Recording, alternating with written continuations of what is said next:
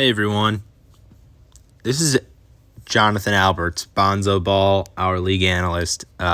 He's not going to be commenting this video. It's going to be me. It's going to be your commissioner coming in addition to trade analyst Kuba Smooth. He's coming in, giving some of his thoughts on what went down, and then I will give you the rundown as well on the main move that we saw get done in our league today. So I'll let him talk first. He's going to have the floor, and then I'll come in.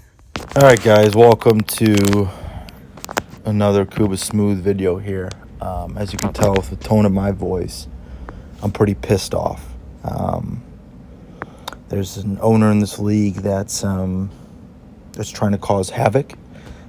He's playing dumb, and he's stacking teams. You know, obviously, if this was my team that was getting stacked, it would be okay. I wouldn't have any issues. But it's not. It's other people's teams that are getting stacked, and that's just unacceptable. So let's just go through the trade. It's pretty simple here on what's going on. It's pretty embarrassing, but let's just run through it real quick. So Ceedee Boys is going to be giving up Robert Tonyan, Adam Thielen, and Damian Harris. And they're going to be getting back Cole Kmet and Alvin Kamara. So right off the bat, you can just scratch off Kmet and Tonyan. They cancel each other out. They're both trash. And then you get to Adam Thielen, Damian Harris for Alvin Kamara. Let's see what Thielen's up to.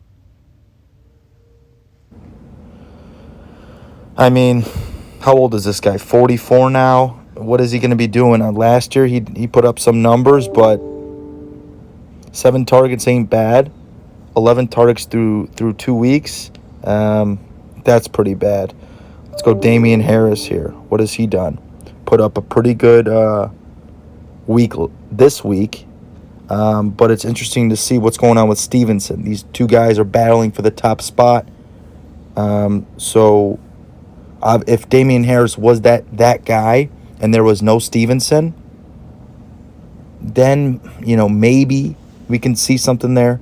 But with that competitive backfield going on right now, who knows who's gonna be the starter for the weeks to come. So,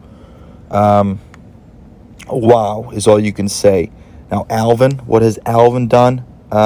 He was out this week, 7.6 points. That's pretty embarrassing. Who is this guy? Is this guy good? Yeah, he sure is. He sure fucking is. So, I don't know. If you take out, I mean, he's already got Stevenson. Jesus Christ. So he wants to stack Stevenson and Harris to just lock down. Okay, so the trade's already in, huh? Okay. So this is what we got, this team here. I mean, great, Shelbin. You added to your bench. Your depth at the bench is great. You're 0-2, Bubba. Let's go here. I mean, fuck. Swift, Kamara, Adams, Metcalf, with Hop coming in. You could see when we're talking about stacking teams, this is what we're talking about. This, before the trade, this team was, some would call it garbage, some would call it, ugh. But, yeah, I mean, I'm looking at this team now. It's completely stacked. It's a scary-looking team. Bench is great depth, especially when Hopkins comes back.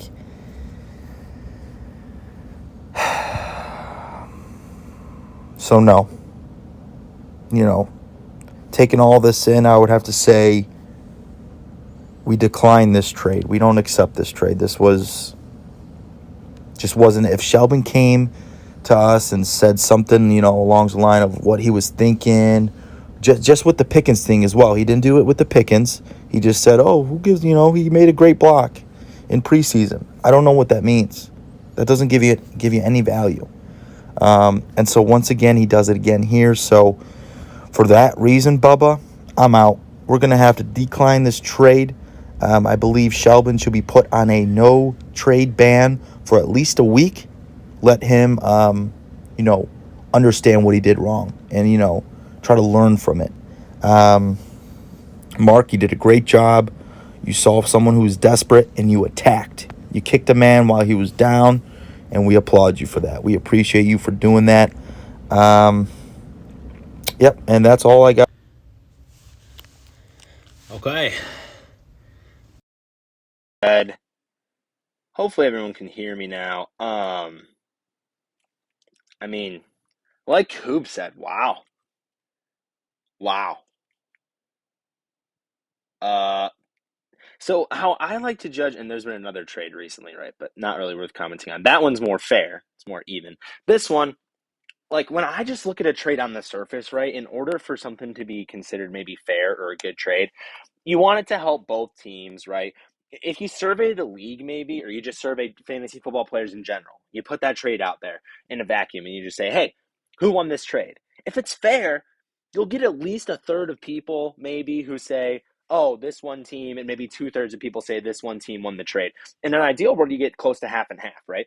You survey this league, every single person knows Mark won this trade. Every single person knows Shelvin got hosed. And he made another trade like this earlier, right? Where every single person in the league knows he got hosed, and every single person would have taken one side of the trade over the other. And that goes for the general fantasy football world, right, too.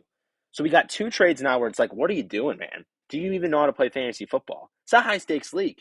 Lots of people are invested in this. Um, Obviously, I'm speaking as commissioner, right? So I was a part of the trade earlier in the year that gave Davis for George Pickens. The reason why that one is bad, obviously it's bad, right? Obviously I won that trade. It's very clear. And it's bad, but it's not on the level of, you got to halt the league and pause and like what's going on here and reevaluate because you could see the preseason hype. Pickens was a dog in preseason. There are rumors about he's the Pittsburgh wide receiver one, blah, blah, blah, this and that. So you fall into the preseason hype. Preseason, there's a lot of hype that goes on. It's easy to misevaluate players. He probably knows he shouldn't have offered that trade, but he wanted to go get his guy. And it's a 10th rounder for a 5th rounder, right? So in the grand scheme of things, is that the worst thing you can do? It's a lopsided trade, but is it like a league wrecking trade? I would argue no. Of course, I like being on the Gabe Davis side of that, as would everybody else. But someone falls in love with the player, maybe they pay a little bit more. I pay a little more for Ravens players, right? Because I love them. I get hyped about them. That sort of thing. It's more one of those than it is like a total, I don't know, reworking of the system and a total hosing. This one, you're getting hosed. Alvin Kamara, first round pick. Who are you receiving? Damian Harris and Thielen? What did those guys go in? The 5th, 6th, 7th round, right? And you get two of them. I mean, in no world in the middle of a fantasy draft would you ever trade your first round pick for a 5th and a 6th or a 5th and a 7th. That just does not happen. In addition to that, it's only been 2 weeks. It's not like Kamara is going to be ongoing hurt, right? He's working through this injury. So you got his worst in week 1 because he's hurt. Now he was out. And Damian Harris and Thielen, it's not even like you're trying to buy on guys who exploded. Thielen's the wide receiver 61. Damian Harris is the wide receiver 19, and like Coop said, he's split in time, right? So yeah, on weeks when he scores a touchdown, of course, it's going to look good. But I would project him to finish at RB19 or worse. What's Kamara going to finish at? His floor is probably RB19. His absolute floor, the worst he's going to do, barring a season-ending injury. If anything, he should be top 12. Some weeks he's going to have those blow-up weeks. I mean, this man scored 6 touchdowns just last year in a single game, right? In a PPR league, this guy is a top 12 running back that you want when healthy. And there's no indication that he's not gonna be coming back anytime soon. It's not like Shelvin's trading him away because he's gone for 5 weeks. Then this trade would look a little more even. But Thielen, I was listening to some fantasy shows this morning. They were talking about Thielen as a drop candidate. They were like, oh, hey, if you want to go get Garrett Wilson or Jahan Dotson, I wouldn't be against you dropping Thielen or at least selling Thielen to a manager who's maybe susceptible to the big name, right? Because they were targeting him last night and shit just wasn't happening. It's obviously the Justin Jefferson show in Minnesota. Last night they couldn't get Jefferson the ball and they still couldn't get Thielen the ball. So what kind of target shares are you going to see going forward?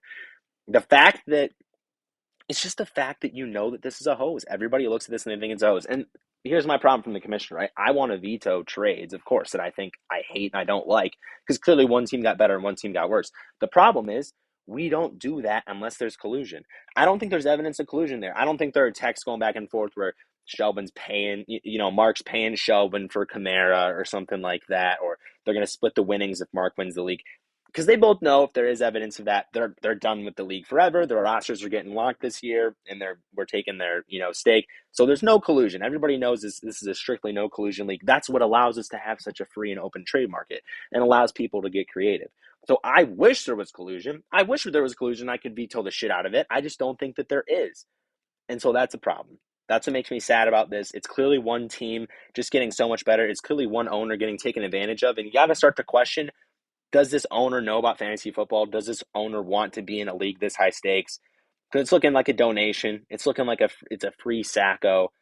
Uh, Even if Kamara, gets hurt, it still doesn't look good. Those are my thoughts as commissioner. I'm sorry I can't veto it. If there's evidence of collusion, please show me. Please tell me. Please make me aware of it. Otherwise, this is just it's just embarrassing. That's the one. That's the one word I can use for it. It's utterly embarrassing. If I could send this to my dad, I could send this to people who have played fantasy football for 10 years, people who played fantasy football for 2 years. Everybody knows this is embarrassing on the part of Shelvin. It had to be commented on. It had to be covered. I'm sorry to everyone else in the league. Hopefully, we can overcome Mark's what Koob mentioned. Right, is looking like a stacked team. Not only now does he still have depth, he always had depth, but now he's got the stud. He didn't even trade away. Like imagine if the trade was, I don't know, if the trade was like Pollard for Damian Harris and Thielen. I would say that's even. I mean, if the trade was, I don't know, Zeke or like Hopkins and Pollard, it's like, okay, there we go. Now we're talking about a reasonable trade. RB2 for a RB2 and a low end wide receiver 3 or 4. An RB1 for a low end RB2, RB3, and like a wide receiver 3. Just think about it. Just think about it.